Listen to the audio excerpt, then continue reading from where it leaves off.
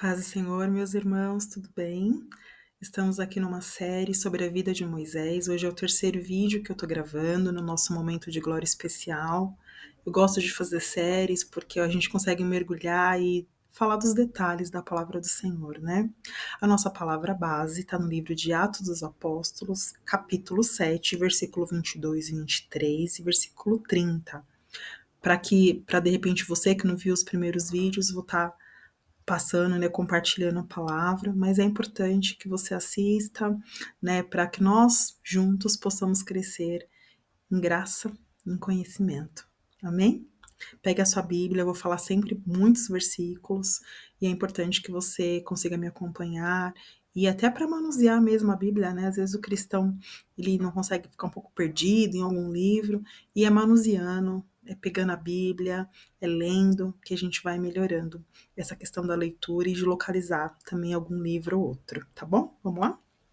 Diz assim: E Moisés foi educado em toda a ciência dos egípcios, e era poderoso em palavras e obras. Quando completou 40 anos, veio-lhe a ideia de visitar os seus irmãos, os filhos de Israel. Versículo 30. Decorrido 40 anos, apareceu-lhe no deserto do monte Sinai um anjo, por entre as chamas de uma sarça que ardia. Moisés, ele é colocado no Nilo por sua mãe Joquebede. A filha de Faraó resgata ele, tanto é que Moisés significa tirado das águas, devolve a sua mãe Joquebede, que o cria, volta ao palácio com 40 anos. Ele vai visitar os seus irmãos, passa-se alguns dias, ele mata um egípcio, tem medo de ser ali morto, preso por Faraó e foge para o deserto. E aí ele fica numa casa, né? Ele é abrigado numa casa de um sacerdote midianita. E, inclusive, ele cede, dá uma das suas filhas como esposa à nossa irmã Zípora, ou Séfora. E ele se casa, mas ele fica 40 anos no deserto sendo tratado pelo Senhor. E aí, esse tratamento, a gente, na primeira lição de hoje, eu quero aqui compartilhar com vocês o livro de Números, capítulo 12, versículo 3, que diz assim: E era varão Moisés, muito manso, mais do que todos os homens que havia sobre a terra. O que a gente aprende com essa lição?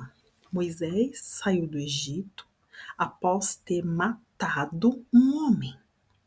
A palavra do Senhor fala que ele era um homem cheio de obras, um homem letrado, muito provavelmente com conhecimento bélico, isto é, de guerra, e ele mata um homem. Depois de 40 anos, o que a gente está lendo aqui? Que ele era o homem mais manso da terra. Sabe o que é isso? Transformação. O que nós aprendemos na nossa primeira lição de hoje, eu ia falar da aula de hoje, da lição de hoje, é que Deus pode transformar as pessoas. O Moisés que ontem matou um homem, hoje era o homem mais manso da terra. E aí, meus irmãos, esses 40 anos que ele ficou entre ovelhas foi tratamento de Deus. Às vezes eu e você, o Senhor nos tira de algum local, nos tira talvez de uma comunhão, de uma igreja, de amigos, de familiares para nos transformar. Deserto nem sempre significa solidão, pode significar tratamento. Tratamento de Deus. Deus levou Moisés para ele entender que quem era Deus, para ele entender que ele ia ser dependente de Deus. Aí eu quero aqui compartilhar com vocês uma outra lição, o clamor do povo.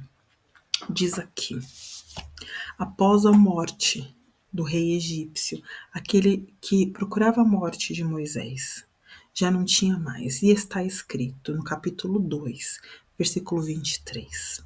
Decorrido muitos dias, morreu o rei do Egito, e os filhos de Israel gemiam sob a servidão, por causa dela clamaram, e o seu clamor subiu a Deus. O segredo, o clamor.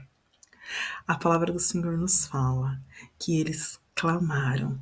Não estou entendendo. Vamos voltar um pouquinho? Livro de Gênesis, capítulo 15, versículo 13, diz assim: Então foi dito, o Senhor e Abrão conversando, e o Senhor fala para ele: Então lhe foi dito, sabe, com certeza que a sua posteridade será peregrina em terra alheia, e será reduzida à escravidão, e será afligida por 400 anos.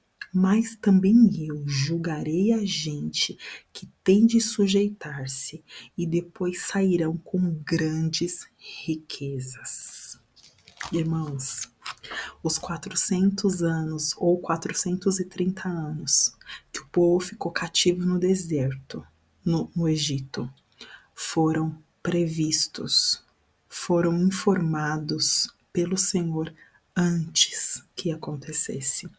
E aí eu quero também aqui compartilhar com vocês no Salmo 139, já até falei sobre essa palavra.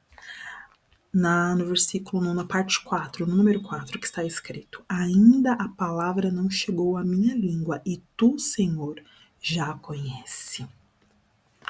Meus irmãos, o Senhor falou para Abrão que os descendentes dele iriam para uma terra estranha, uma terra alheia, e eles saíram de Canaã quando José era governador e foram para o Egito. Ficaram ali escravos 430 anos, e o Senhor falou que ia julgar com mão forte aqueles que foram responsáveis pela escravidão e pelo cativo do povo hebreu. E o Senhor está falando aqui em sua palavra, no versículo 23, que eles clamaram a Deus. E aquele clamor subiu a Deus. E por que eu li o Salmo 139? Porque antes que a palavra chegue à minha boca, o Senhor já conhece. Porque o Senhor preparou Moisés antes do povo clamar. O Senhor preparou Moisés. Quando o Senhor falou para Abrão que o povo ia ficar cativo, ele já tinha preparado Moisés. Ele já tinha falado porque ele já tinha um projeto de como libertar o povo. Meu irmão, a sua vida e a minha vida estão na mão do Senhor. Estão no controle dele. E o projeto dele está pronto para mim e para você. Ele já criou a porta de emprego. Ele já criou o cargo. Você tem um cargo que ele vai te dar. Se o cargo não existe na empresa, ele cria. Ele já criou todas as coisas. Ele já preparou todas as coisas. Nós temos que confiar no Senhor. Quando Moisés foi colocado no Nilo, o Senhor já tinha um projeto, que ele ia voltar para o Egito, que ele ia sair do Egito, que ele ia ser um pastor, que ele ia ser um príncipe. O Senhor já tinha o projeto dele. Porque o Senhor já sabia que o povo ia clamar e que este clamor ia chegar diante de Deus. Essa é uma outra lição que nós aprendemos. E está escrito aqui, no capítulo 3, versículo 2. Apareceu-lhe o anjo do Senhor numa chama de fogo, no meio de uma sarça, e Moisés olhou, e eis que a sarça ardia no fogo e não se consumia. Sabe quem pode fazer isso? O nosso Deus. E está escrito aqui no versículo 7.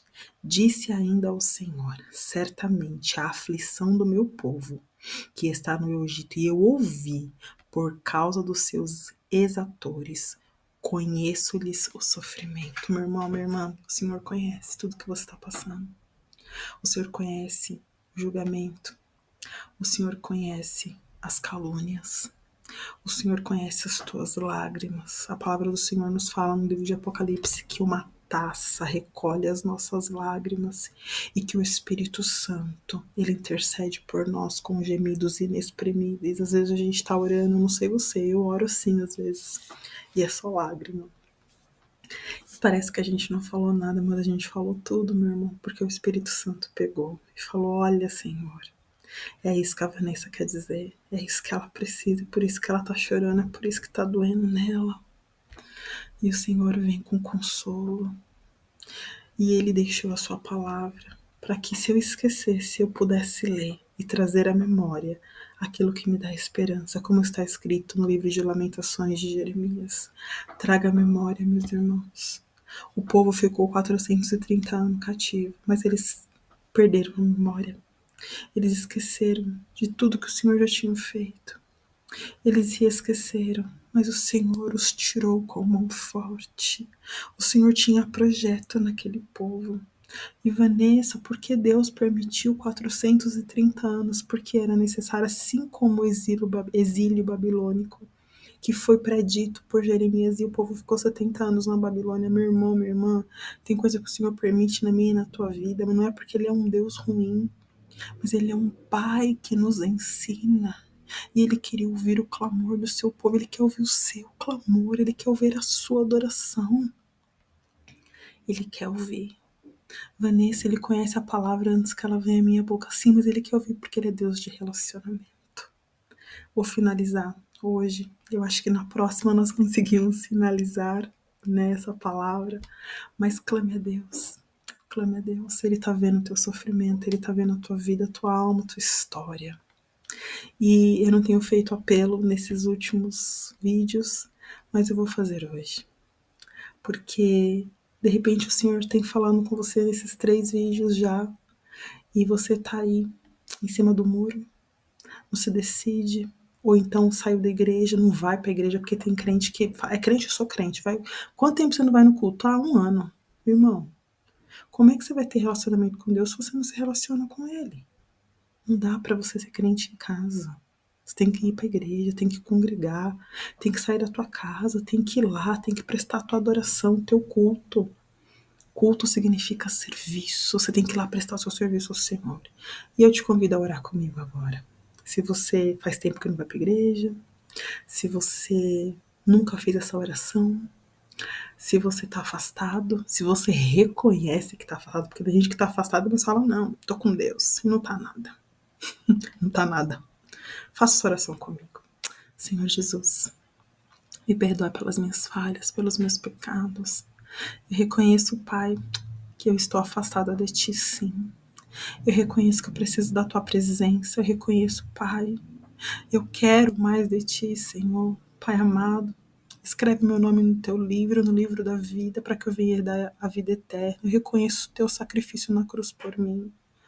Pai amado, eu olhei para homens, eu olhei para mulheres, eu deixei o cansaço, a preguiça, Senhor, serem maior do que o meu desejo de estar na Tua presença, mas eu reconheço que eu preciso do Senhor. Me ajuda, Pai, me sustenta. A partir de hoje, desta oração, deste momento, Senhor, que eu venha estar prostrado diante da Tua presença em louvor e adoração, em nome de Jesus. Amém. Que o Senhor te abençoe, te guarde, te sustente. Eu acredito que a gente consegue finalizar essa palavra no próximo vídeo, mas eu agradeço você que tem me acompanhado até aqui. Espero que você tenha fome e sede da palavra de Deus, porque aquele que tem fome e sede da palavra de Deus será saciado e será farto. Que Deus te abençoe em nome de Jesus. Tchau, tchau.